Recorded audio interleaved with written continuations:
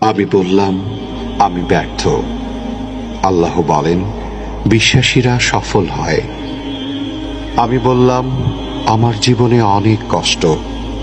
আল্লাহ বলেন, নিশ্চয়ই কষ্টের সাথে আছে স্বস্তি। আমি বললাম, আমাকে কেউ সাহায্য করে না। আল্লাহ বলেন, মুমিনদের সাহায্য করা আমার দায়িত্ব।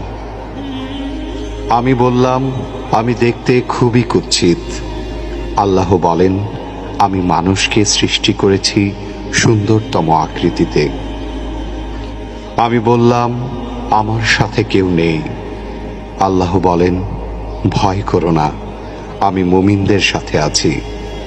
আমি বললাম, আমার পাপ অনেক বেশি। আল্লাহ বলেন, আমি তওবাকারীদের ভালোবাসি।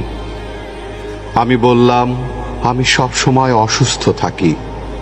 আল্লাহ বলেন, আমি কোরআনকে রোগের নিরাময় হিসাবে পাঠিয়েছি। আমি বললাম, এই দুনিয়া আমার ভালো লাগে না। আল্লাহ বলেন, তোমার জন্য পরকাল, ইহকাল অপেক্ষা শ্রেয়।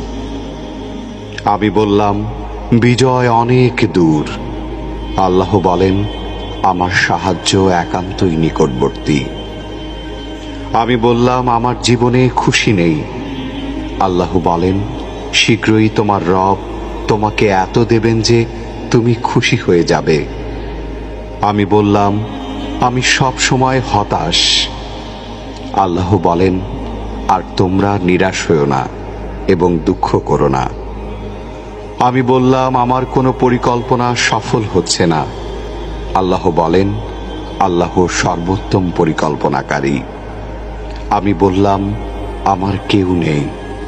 আল্লাহ বলেন, যে ব্যক্তি আল্লাহর উপর ভরসা করে তার জন্য আল্লাহই যথেষ্ট।